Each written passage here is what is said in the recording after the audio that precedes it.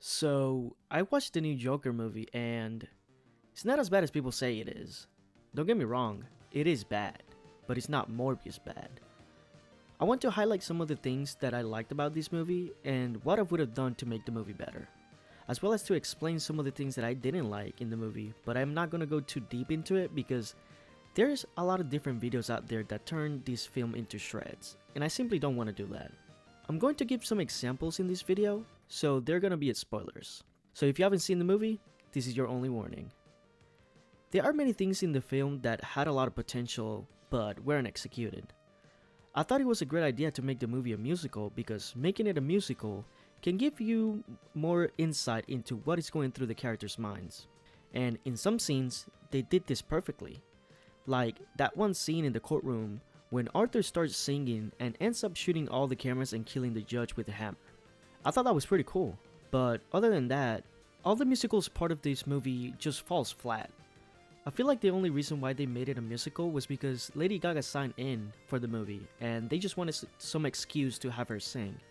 And it really sucks, like the musical parts weren't even that bad, because the cinematography and the backdrops in those scenes looked beautiful.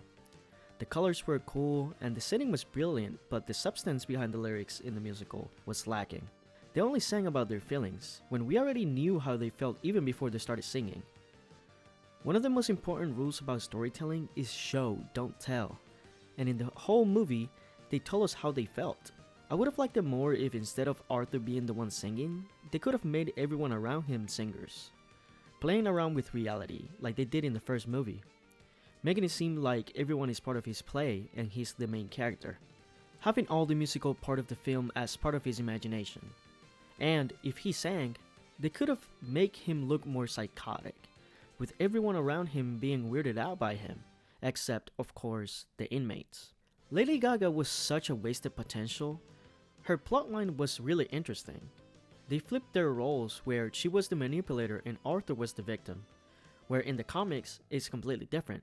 In the comics, the Joker manipulates Harley into becoming his lover for his own benefit. And in the movie, she does the same thing.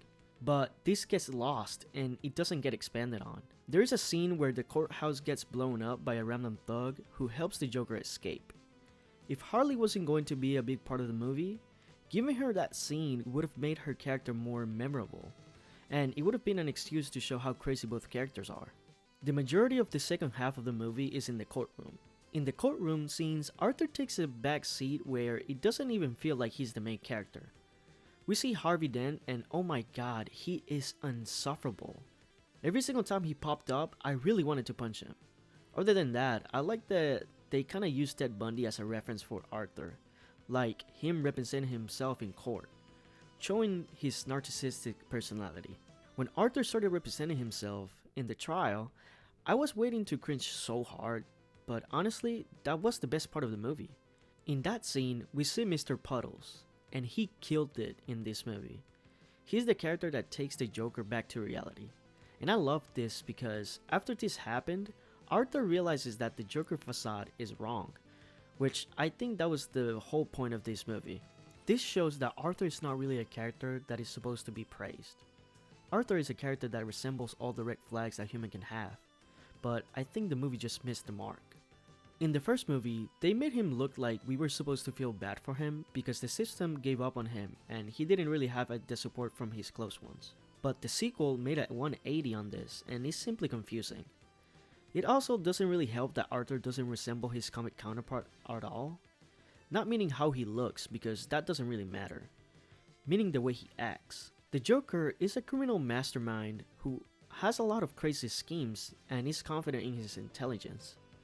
Arthur is the complete opposite. Arthur is a low IQ nobody who craves attention. And I mention this because when you make a character using inspiration from the comics, it creates expectations. And when you don't meet those expectations, it is a lot harder to support the material. It's also weird how in the first movie, Arthur kinda has a character arc where he is shy and doesn't have any confidence, and in the end, he embraces his Joker persona. In the sequel, they basically do the same thing, which takes away everything that happened in the first movie. Finally, the ending. It's kinda crazy that they leaned on what people were speculating in the first film. If you haven't seen the movie, the film ends with Arthur getting killed, what seems to be by the real Joker. I would have loved this more if the movie gave more emphasis in the Joker movement. The movement was always there, but like many of the things in the movie, it wasn't really explored. A lot of the things that happen in this film feel like it wasn't planned out. Like they were just rolling with whatever they came up with. And it makes sense because apparently they made this movie because Joaquin dreamed it. Also, I feel like the movie had a lot of backlash because if you watch the trailer gives you a different idea of what the movie is going to be about.